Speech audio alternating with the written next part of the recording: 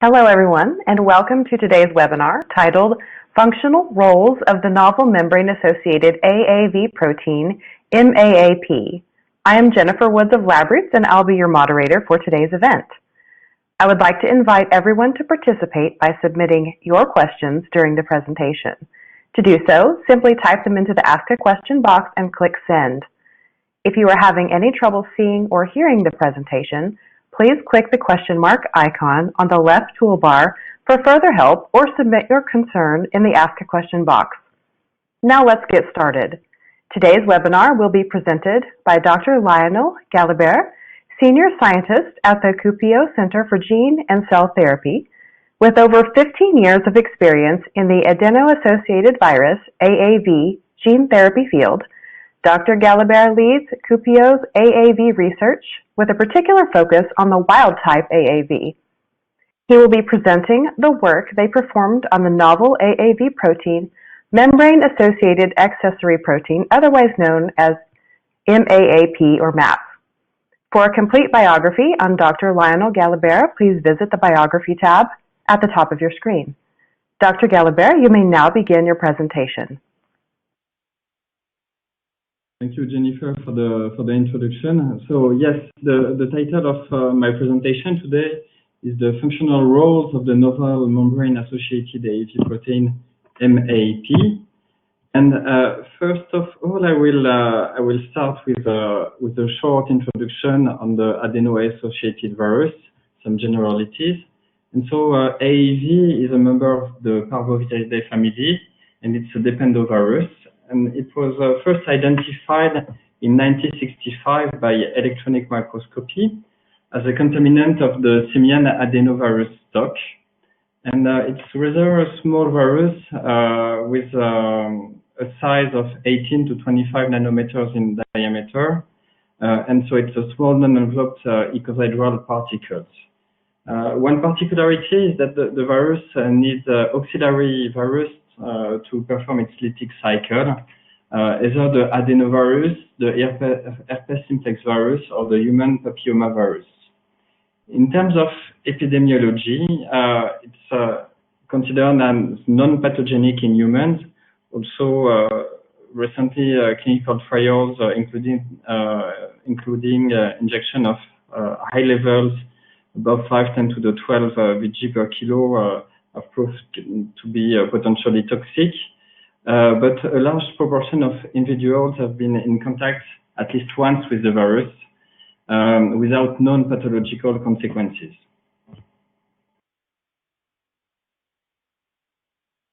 So to describe a bit the virus, the genome is linear, single-stranded, and it's a DNA molecule, and the size is 4.7 kilobase.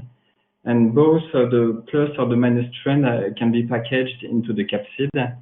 And one feature that is really important is the inverted terminal repeats. So we have two on the left and the right-hand sides.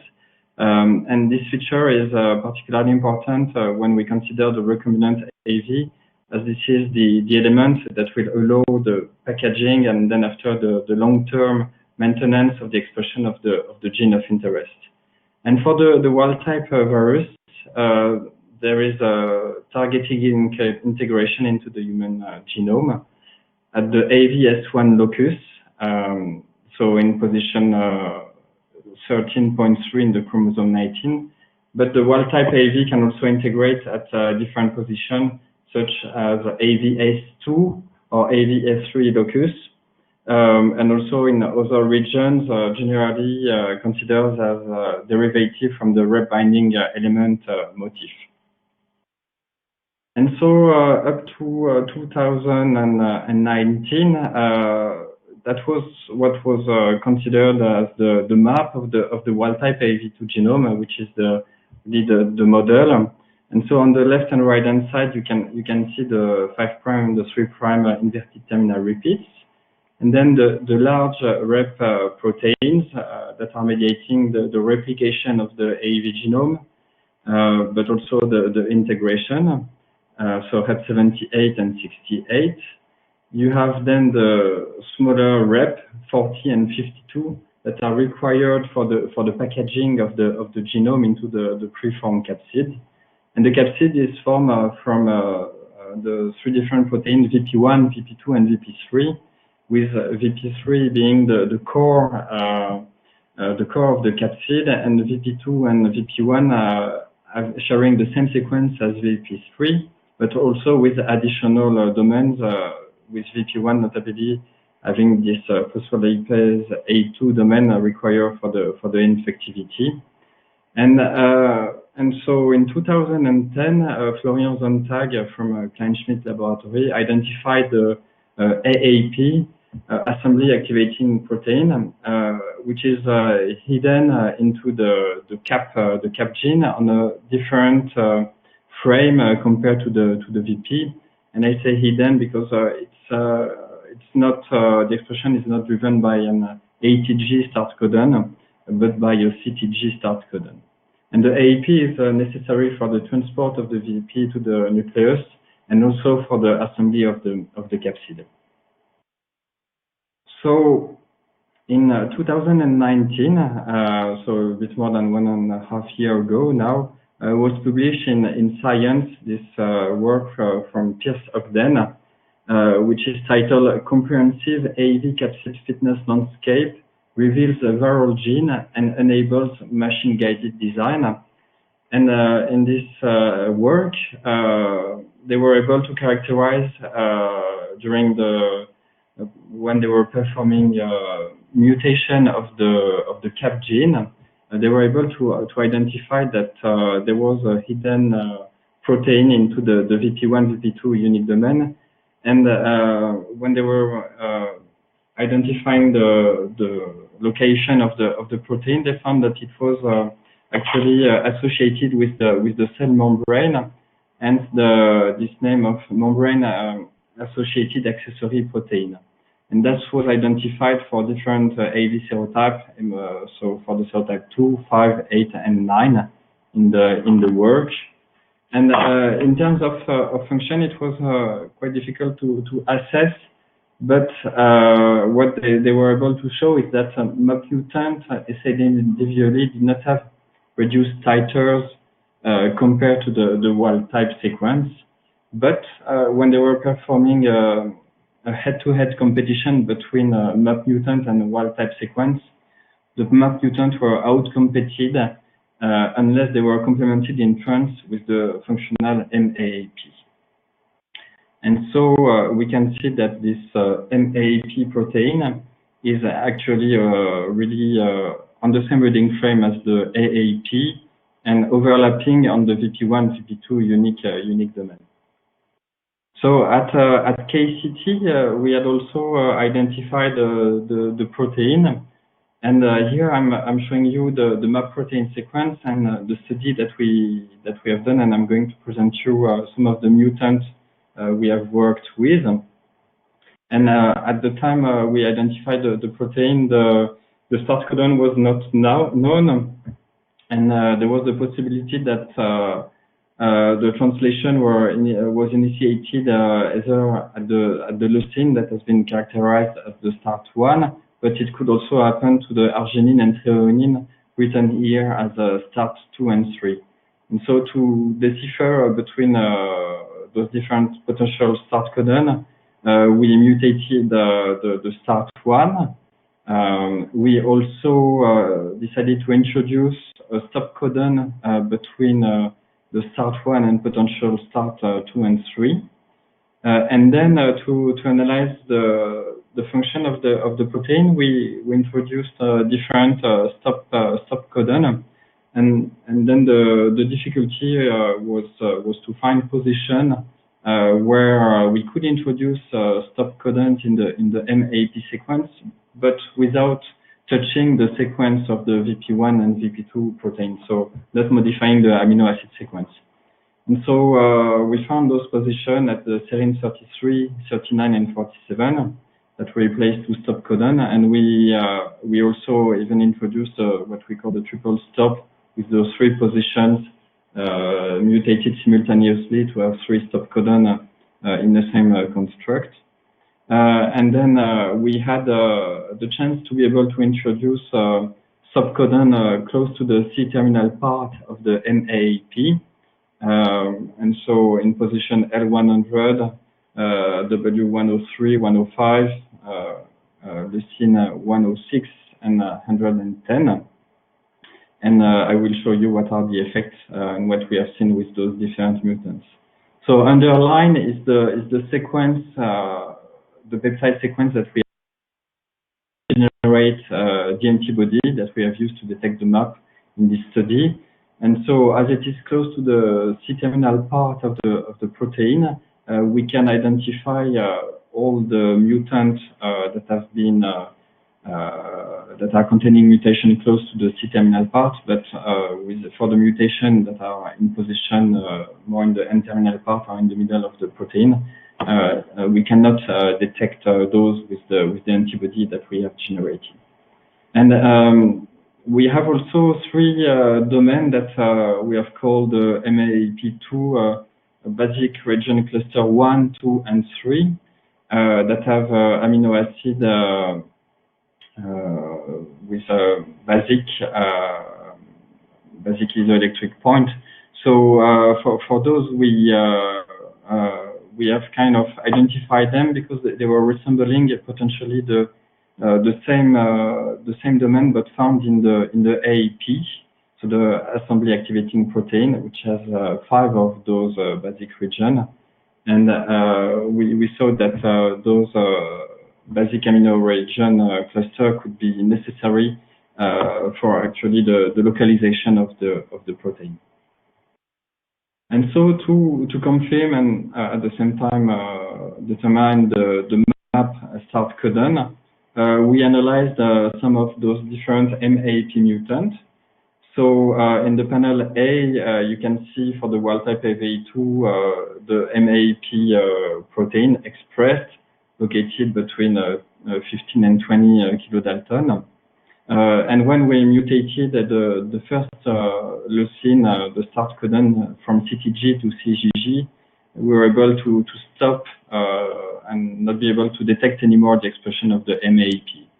The same when we introduced a stop codon between the start 1 and the start 2 at this MAPQ9 position. And after when we introduced MAP stop codon in position 39, or this 3 triple stop in serine 33, 39, and 47 position.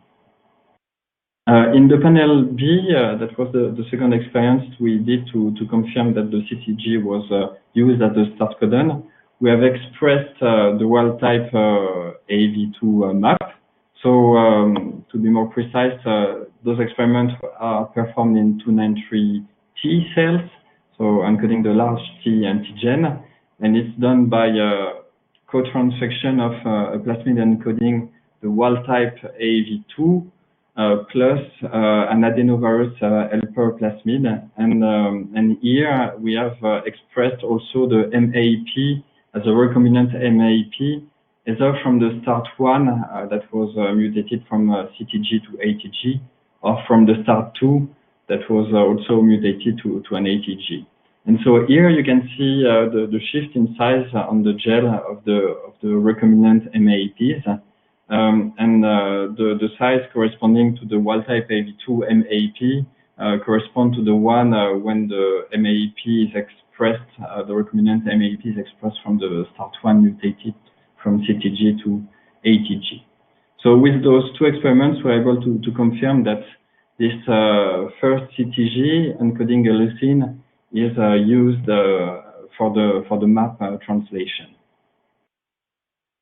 Then we wanted to see and have a look at how the MAP is expressed compared to other AAV proteins, and we did perform a kinetic from 6.5 hour post-transfection up to 48 hour post-transfection, with several points obtained at the early time points. And we detected the MAP, the capsid protein, so the VP, the replicase, and the AAP. And as you can observe, globally, we start detecting all the AAV proteins around the same time, around 12 hours post-transfection. And for the VPs and the rep, it's barely visible on the blood, but we can start to visualize VP3 and a bit of Rep52 expressed, but that may be due also to the monoclonal antibody that are used to detect versus the one that we have specifically developed for the studies for the MAP and the AAP. And you can see then an increase into the protein expression that starts to reach a plateau around 20-21 hours post-transfection.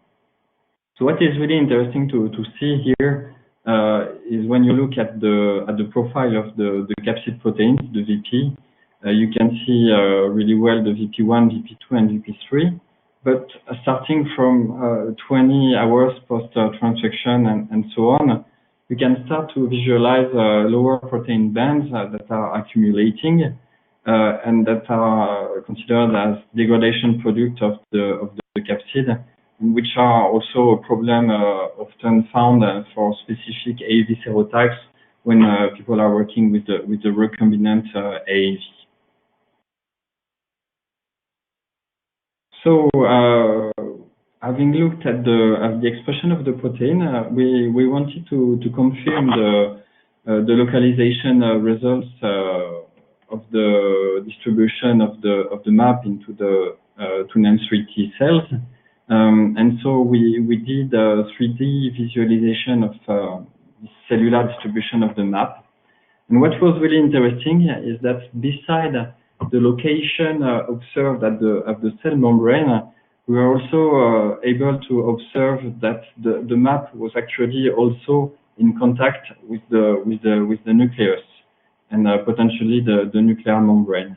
So it's not possible to say on this study whether the map could be either interacting with only with the outer, but also with the inner nuclear membrane, and so probably further studies will be needed. But this is kind of supplementary information compared to the work from Ogden, and it's possible also that the fact that we detect also the map interacting with the nucleus may be due to the fact that we are actually working with the wild type protein, while in Ogden work they worked with flagged protein or with a GFP fusion protein in the C-terminal part that may have changed also potentially the cellular position of the protein. So here we can clearly see that the MAP is really visible both at the cell membrane, but also interacting with the nucleus. So we then looked at the MAP mutant and at their effect on the AAV VP proteins. First, as I was telling you, for the MAP N-terminal mutant, so on the left-hand side of the blot, the map is not visible, but as the stop is before the sequence that we have used for the antibody, we don't know whether a shorter form, a truncated form of the map could be detected. But for the other mutant, from the map E90 up to the L110, we are able to visualize the protein, and for the map E90 L100, you can see nicely the shift in size of the truncated map version. And so here we are able to detect stable map expression. While, interestingly, for 3 mutants, W103, W105, and L106, we cannot detect at all in the blot the map expressed, and for some of those we were able also to confirm that by the immunofluorescence imaging that we perform. And when we looked at the VP profile at the capsid protein, it was striking to see that for the wild type AAV2 we can identify those specific degradation bands. But for all the MAP mutants, we we did not see any more of those degradation bands. Only for the MAP L110, we can detect still some degradation, but this is the mutant that is almost full length compared to the wild type MAP, and it lacks only the last 8 amino acids of the MAP. So it's really close in size to the wild type MAP and in sequence. So apparently the MAP impacts the integrity of the capsid.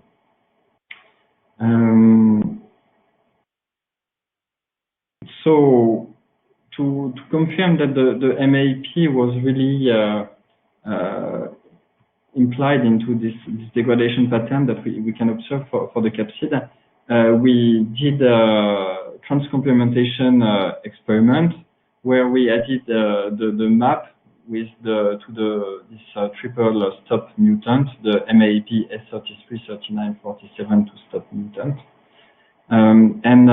For this one, without the transcomplementation, you cannot detect the MAP, and you cannot see the specific degradation band of the capsid proteins.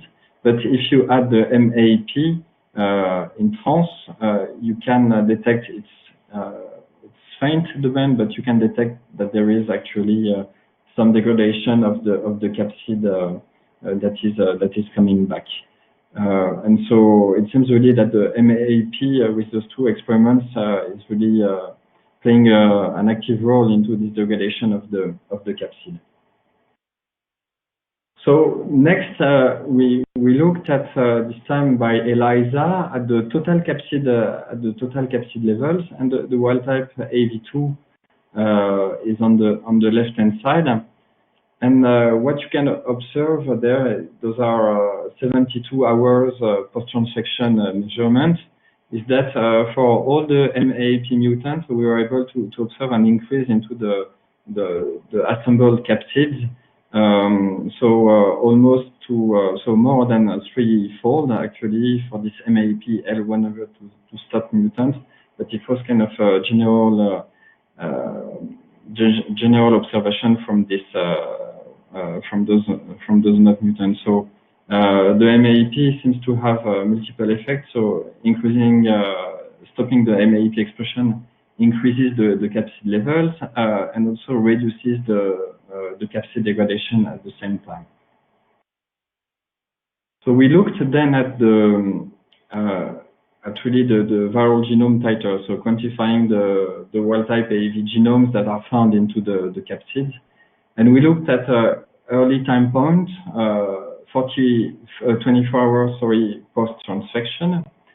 And there, interestingly, we observed that actually the titers were reduced for the MAP mutant compared to the wild type MAP. So it was statistically significant for several of those mutants, with potentially 5 times less AAV produced 24 hours post-transfection. But, and that was really surprising, 72 hours post-transfection, it was kind of reversed, and some of the MAP mutants actually had much higher viral genome titers. So for the MAP E90 mutant, this is where we got the highest difference, and it was an increase compared to the wild type AAV2 VG titer of 4.6-fold. So this is really an important increase into the production of the virion, and so it looks like that the MAP is playing a role as an accelerating factor. So 24 hours post-transfection, if it is there, we have higher titers for the wild type AAV2, but then on the longer go, it looks like that the mutant can take over in those specific conditions of production of wild type AAV by plasmid transfection. So as we are doing AAV production using plasmid, it's always important, not particularly for the wild-type AAV, but for the recombinant AAV to see what is the level of packaging of contaminating DNA, and especially the packaging of the resistance genes coming out of the backbone of the plasmid that have been used for the transfection. And the two plasmids that we are using, the one encoding the wild-type AAV2 genome and the one encoding the adenovirus helper gene, is carrying the kanamycin resistant gene. And so we can actually quantify the level of contamination. And here we were really surprised to see that we had a really big difference depending of the mutant in terms of packaging of the kanamycin. And so, for example, for the mutant W105, we had a 13-fold increase of kanamycin packaging. So that means that for basically two wild-type AAV2 genome that will be packaged for this mutant, we have also one copy of the kanamycin that is packaged. And to see whether this packaging is coming from the adenovirus helper plasmid or from the wild-type AAV2 encoding plasmid, we perform a droplet digital PCR on the adenovirus E4 gene. And interestingly here, the level of adenovirus E4 gene packaging was not so different compared to the wild-type AAV, mostly reduced for several mutants, and just slightly, actually reduced for all the mutants. That means that actually this kanamycin gene packaging is really originating from the plasmid that is carrying the wild-type AAV2 genome, and not from the adenovirus helper plasmid. And this has some consequences, and I think that the big difference, of course, between those two plasmids is the fact that we have, beside the wild-type AAV2 genome, we have the inverted terminal repeats there. And the inverted terminal repeats are often represented as just the R pine in the single-stranded genome, but when we are looking at the genome integrated into the DNA plasmid, those are organized as Holiday junctions and are totally symmetrical if you compare the side from the wild-type AAV2 or from the plasmid backbone side. And the only difference is the D sequence that is found on the side of the wild-type AAV2 genome, and the D sequence is described as really necessary for the packaging of the wild-type AAV2 genome and the recombinant AAV. And so it looks like the map actually is interacting with the or not directly or indirectly, but is interacting with the ITR and is kind of helping for the recognition of the packaging. So we can observe also that there is really a large difference of behavior between the different map mutants, and what could explain those differences, especially in terms of packaging of the contaminating DNA.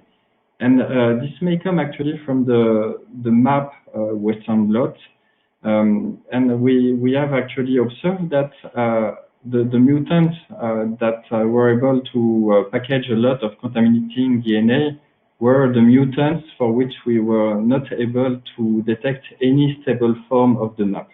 And so those are the three mutants, W103, 105, and 106.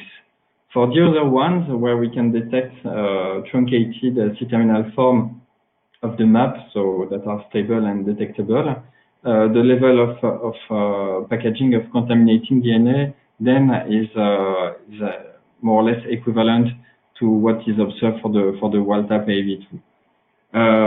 we cannot conclude for the N-terminal stop mutants, but from the behaviors that we can observe in terms of packaging DNA, we would expect, if we had an N-terminal antibody recognizing this part of the protein, that probably there is really no stable form expressed from the N-terminal mutant, and the Q9 mutant, maybe we could have a shorter form of the map that would be actually produced from the second start codon.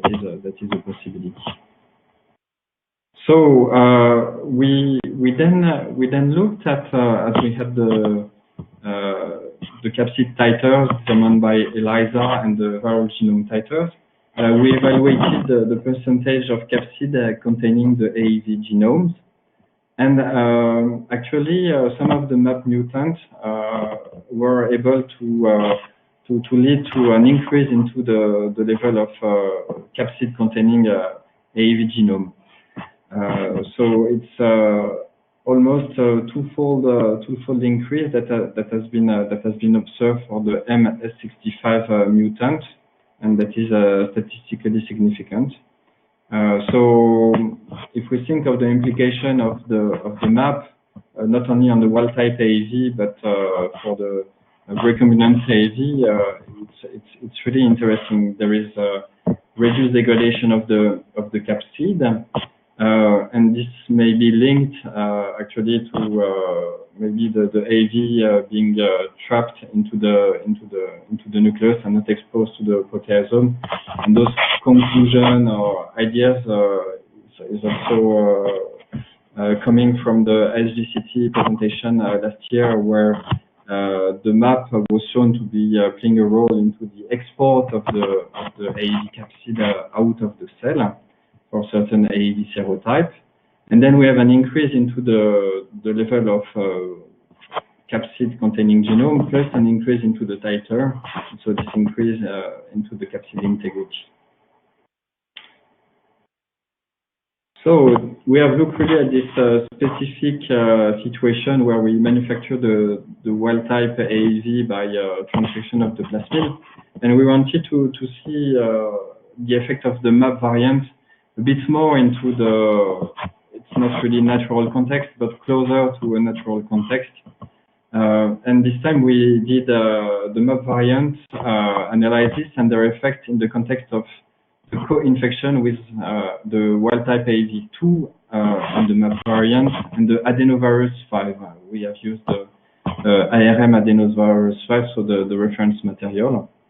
And this time, so we manufacture by transfection the wild type AAV2, the AAV also encoding this triple stop mutation and this MAP L100 mutant. And then we titer those virus, and we then use adenovirus to perform co-infection, and so we have performed co-infection with or without the adenovirus.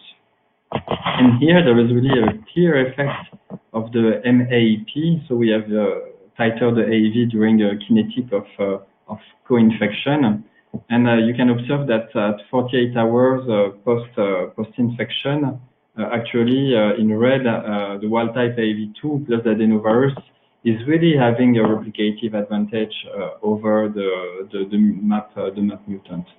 And this is maintained also up to 72 hours. So it looks like that in the natural conditions, the wild type MAP is really bringing an advantage in terms of speed of replication for the AAV virus. For the adenovirus, we titered also the VG pyramid, and we observed that at 72 hours there was a reduced titer for the adeno5 when it was co-infected with the wild type AAV2, and that we compared to the and that we don't know whether it is a potential effect of the MAP this time on directly on the adenovirus, or if it is just a consequence of the higher production level observed for the wild type AAV2 that would kind of exhaust a bit more the cell resources and then lead to a decrease into the adenovirus production. And something really interesting to observe in the panel C, this time we looked also at the kanamycin resistant gene copy number that we could observe. So as you have seen in the previous part, kanamycin, when we produce the wild type AV2, is a contaminating product that is there at a small percentage, and almost equivalent for this wild type AV2 and these two MAP mutants. When we add the adenovirus, actually, we are able to observe an amplification of this kanamycin resistant gene, and it's statistically significant between 24 hours and 72 hours post-infection. And so there is really kind of some questions that are important when we think of the recombinant AAV this time. When we are going to treat patients with a recombinant AAV, then that means that if there is some contaminating antibiotic resistant gene coming from the plasmid that is encoding the recombinant AAV transgene and the ITR, there may be some later, if there is some natural co-infection with the wild type AAV plus helper virus, adenovirus, herpes virus, there could be some amplification of this kanamycin or ampicillin resistant gene due to the presence of the inverted terminal repeats. And in the natural infection, we did not observe really any differences in terms of percentage of capsid that would be containing the AAV genomes. Those were about the same levels between the different mutants. And so to conclude and resume a bit the message of this presentation, what we have shown is that the MAP interacts both with cytoplasmic and nuclear membranes. The inactivation, I would say truncation of the MAP increases the AAV titers. And so that may be, of course, of really interest for the recombinant AAV.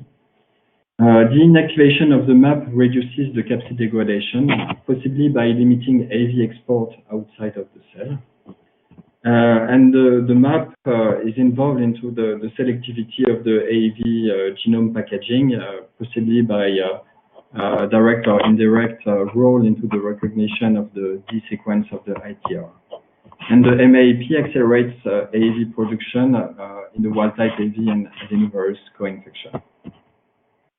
And I would like to thank the people that have been involved in this work. And so that has been a collaboration between the KCT Vector Development Group and the Department of Biological and Environmental Science of the University of Jyväskylä.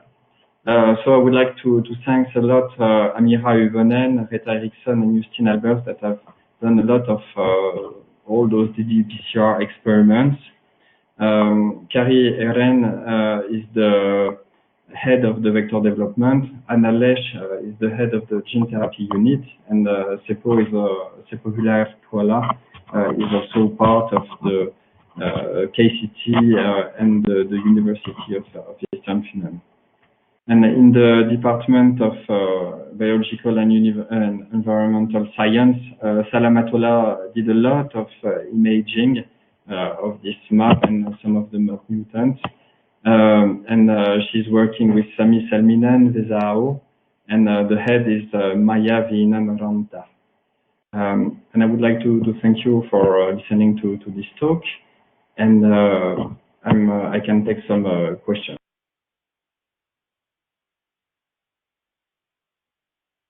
Thank you, Dr. Galibert, for your informative presentation. We will now start the Q&A portion of the webinar. If you have a question you would like to ask, please do so now. Just click on the Ask a Question box and click Send. Let's get started. Our first question is, what could be the interaction of MAP with other AAV proteins? So thank you for the question. At the beginning, we were wondering whether the MAP was actually able to reach by itself the cell nucleus, or if it would be like the VPs transported by the assembly activating protein. And we did image the map, the recombinant map by itself alone. And in those experiments, we were able to see that actually the map have the same distribution pattern as the wild type AAV map when it's expressed into the viral context. So in that sense, the map already can reach the nucleus of the cells by itself, and also the cell membrane. There is really now, I would say, for me, the open question of is there a direct interaction of the MAP with the capsid and the AAV replicase, as we have seen this effect into the selectivity of the genome. And when you look at some imaging performed on the wild type AAV2 and published, you can observe that actually the capsid and the replicase can be observed in the process of the infection close to the cell to the nuclear membrane, and so that could be actually a place in the cell where this interaction could happen. But this is just an hypothesis, and it could be actually that the map is more participating and restricting some other factor to reach the nucleus and help into the packaging and the recognition of the packaging of the AAV genome into the capsid.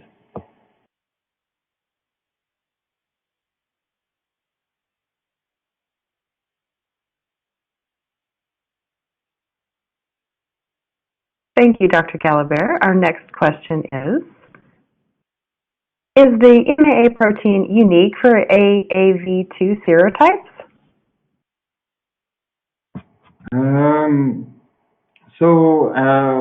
Actually, not. It's strikingly, it's really a protein that is a sequence, I would say, that is found in all the AAV genomes.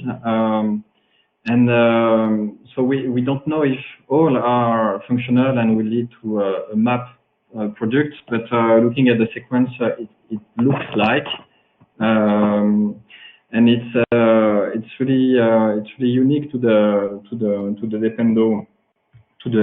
Dependo virus and the AAV, and also if you look at natural AAV sequences, this is also the sequence of the map that you would find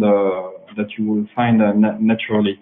So yes, this map is present in all the AAV. Whether it leads to a protein, this is another question. And it looks like from this study on the wild type AAV2 that it leads really to a replicative advantage in terms of natural co-infection with the helper virus, and thus I think that would kind of justify the presence of this protein among different serotypes of AAV.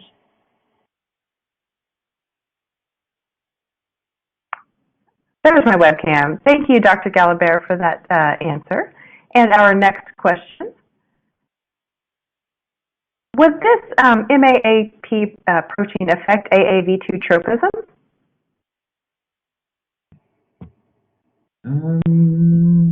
So it could potentially, but I would say not for the recombinant AAV applications, because or it could indirectly because of the impact it has on the degradation of the capsid and then the level of infectious particle, but probably for the really the natural infection of the virus, that would play a role, because if it helps to free the virus from the cell and accelerate the replication, then of course the virus would be able to infect new cells, and then I would be able to kind of the presence of the map would help for the dissemination of the virus. But for the recombinant AAV used in gene therapy, in terms of direct effect on the patient, I don't see any way where the map would play a role besides the integrity of the. And would it be worth testing this in the future?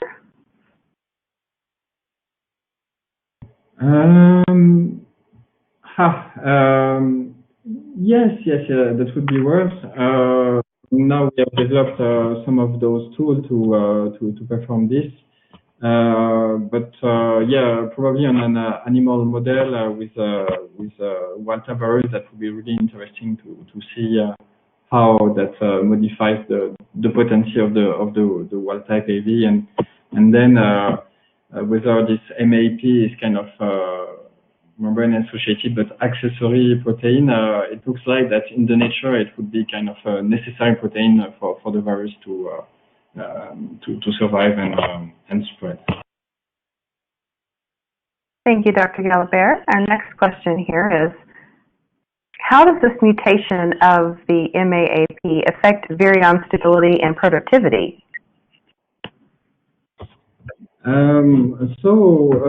As we have seen, it has really multiple effects. There is an increase into the titers of the wild-type AAV, but in the plasmid production context. But this is also the context that we have at the moment in many recombinant AAV production process. So we would expect that this increase would be maintained. Then we have observed that there were a higher level of AAV containing, of capsid containing the wild-type AAV genome.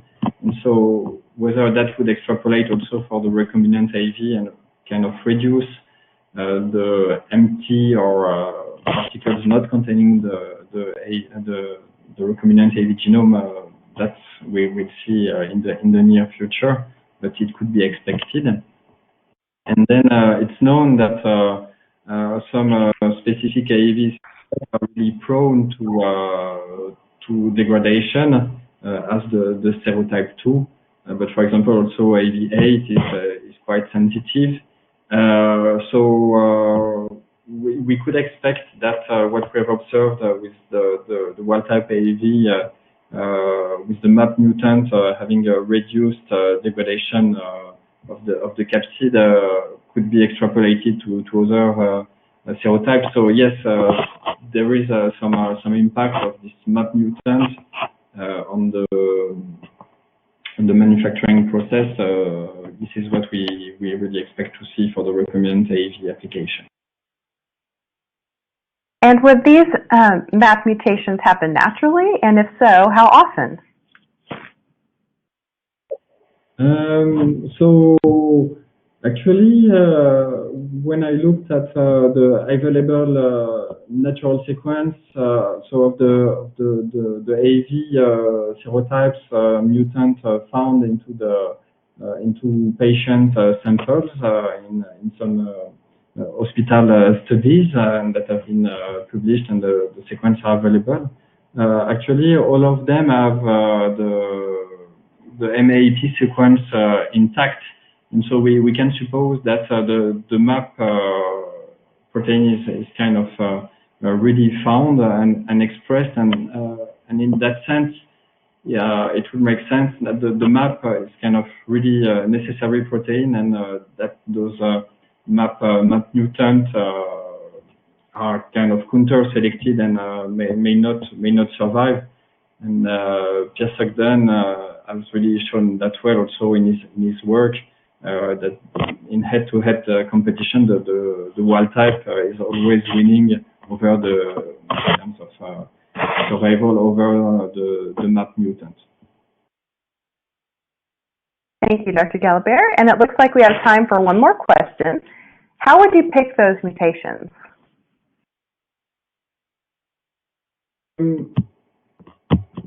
So it's so actually that was there is really this constraint because this DNA region in the cap gene encodes at the same time two proteins. So there is the VP1, VP2 unique domain, and then the MAAP. And so we wanted in this work to leave the the VP sequence unchanged, so to kind of really see only the effect of the MAAP, and that was not possible in the AAV2 sequence in all the position, and that were I think we have covered about 80% of the stop mutants that were available in the sequence, and so that will not result in any change into the AAV VP sequence. So that's how we choose those specific mutants. Thank you again, Dr. Galibert, for your time today and for your important research. Before we go, I'd like to thank the audience for joining us today and for their interesting questions.